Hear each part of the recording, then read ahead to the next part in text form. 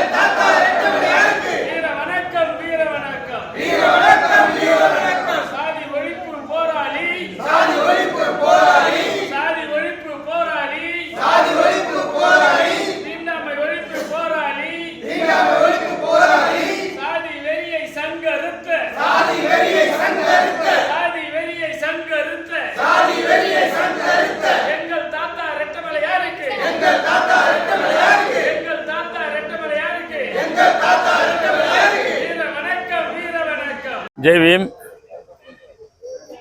மாவீரன் தாத்தா ரெட்டமலை சீனிவாசன் அவர்களின் 167வது பிறந்தநாள் விழாவை முன்னிட்டு தாத்தாவின் மணிமண்டபத்தில் இன்று பல்வேறு இயக்கங்களும் அரசியல் கட்சி பிரமுகர்களும் தொடர்ச்சியாக மாலை அணிவித்த வண்ணம் இருக்கின்றார்கள். தாத்தா ரெட்டமலை சீனிவாசன் அவர்கள் பிறந்த நாள் என்பது ஒடுக்கப்பட்ட மக்களின் எழுச்சி நாள்.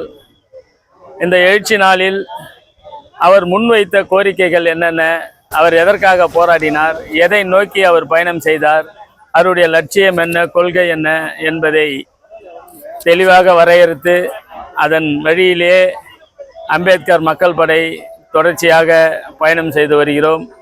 இன்றைய தாத்தாவின் பிறந்த நாளில் அவருடைய கோரிக்கைகள் முக்கியமாக இன்றைய மக்களுக்காக அவரால் முன்மொழியப்பட்டு பெற்றுத்தரப்பட்ட பஞ்சமி நிலம் பல்வேறு அரசியல் கட்சிகளாலும் ஆதிக்க சாதிகளாலும் மோசடி செய்த வண்ணம் இருந்து கொண்டு வருகிறார்கள். யார் ஆட்சி செய்தாலும் பஞ்சமி நிலத்தை பற்றி சிறிதும் அக்கறை இல்லாமல் பஞ்சமி நிலத்தை அபகரிக்கும் நோக்கத்திலேயே திராவிட கட்சிகள் கிட்டத்தட்ட 50 ஆண்டுகளுக்கு மேலாக இந்த நாட்டை சீரழித்து வண்ணம் இருக்கின்றன. சாதிய ஆணவ படுகொலைகளும் தொடர்ந்து நடந்த வண்ணம் இருக்கிறது. தீண்டாமை வன்கொடுமைகளும் தொடர்ந்து நடந்த வண்ணம் இருக்கிறது. இதற்கெல்லாம் வழிகாண நாம் பாபா சாஹிப் ரெட்டமலை சீனிவாசன் அவர்கள் வழியில் அவருடைய கொள்கைகளை முன்னெடுத்து அவருடைய வழியில் நாம் பயணம் செய்து ஆக வேண்டும்.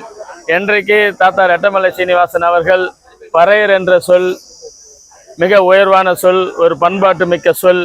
பறையர் என்பது எந்த இழிவும் இல்லை என்பதை பறையர் பெயரிலேயே இதழை நடத்தி இந்த மக்களுக்கு எழுச்சியை ஊட்டினாரோ அதே வழியில் இன்றைக்கு நாங்கள் தனது பெயருக்கு பின்னால் தாத்தா ரெட்டமலை சீனிவாசன் வழியில் பறையர் என்ற சொல்லை இணைத்தே நாங்கள் பயன்படுத்தி இன்றைக்கு தமிழகத்து வீதியிலே வெற்றி நடை போட்டு வருகிறோம். தாத்தாவின் பிறந்த நாளில் தொடர்ச்சியாக இங்கே வந்து சேருகின்ற நாங்கள் தாத்தாவிற்காக இந்த அரசால் கட்டப்பட்ட மணிமண்டபம் என்ற பெயரில் ஒரு மினி மண்டபத்தை கட்டியிருக்கிறார்கள். பக்கத்தில் இருக்கின்ற மணிமண்டபம் எல்லாம் பெரிய மணிமண்டபங்களாக காட்சி தருகின்றன. ஆனால் தாத்தா அவர்களுக்கு கட்டப்பட்ட மணிமண்டபம் மட்டும் ஒரு மினி மண்டபமாய் ரொம்ப மோசமாக திராவிட கட்சிகளால் கட்டப்பட்டு வருகிறது. இந்த அரசிற்கு இதன் மூலமாக கோரிக்கை விடுவது என்றால் பக்கத்தில் இருக்கின்ற மணிமண்டபங்கள் எல்லாம் பார்வையிட்டு தாத்தாவின் மணிமண்டபத்தை மீண்டும் ஒரு முறை மாற்றம் செய்து மிக உயர்ந்து இங்கே இருக்கின்ற அனைத்து தலைவர்களுக்கும் அயோத்திதாசர் பண்டிதருக்கு அடுத்தபடியாக தாத்தா தான் சீனியர். இந்த தமிழ்நாட்டு அரசியலில் முன்னோடி, திராவிட அரசியலில் முன்னோடி, ஆதி திராவிட அரசியலில் முன்னோடி, தமிழர் அரசியலில் முன்னோடி. இவர்கள் 2 பேர் தான். இவர்களுக்கான மணிமண்டபம் ஒழுங்காக கட்டப்பட வேண்டும், சீர்படுத்தப்பட வேண்டும் என்று இந்த நேரத்தில் கூறிக்கொண்டு தாத்தாவின் பிறந்த நாளில் ஒற்றுமையாக இருந்து பறையர் என்ற சொல்லை உயர்த்தி பிடிப்போம். பறையர் என்ற சொல் ஒரு பண்பாட்டு மிக்க சொல், ஒரு கலாச்சாரம் மிகுந்த சொல்.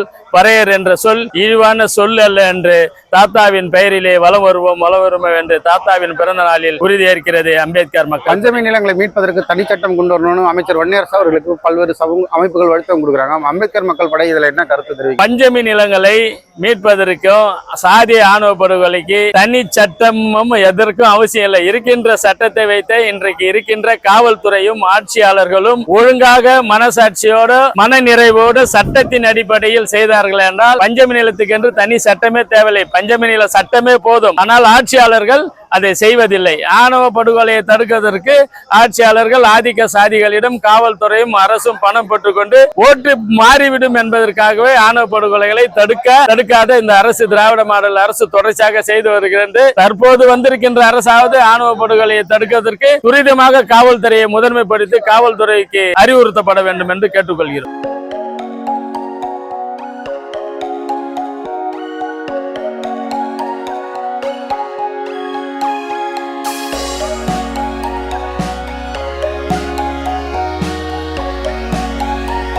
இது போன்ற செய்திகளை தொடர்ந்து பெற நம்ம வேர்ல்ட் பிரின்ஸ் சேனலை மறக்காம சப்ஸ்கிரைப் அண்ட் ஃபாலோ செய்து கொள்ளுங்கள்.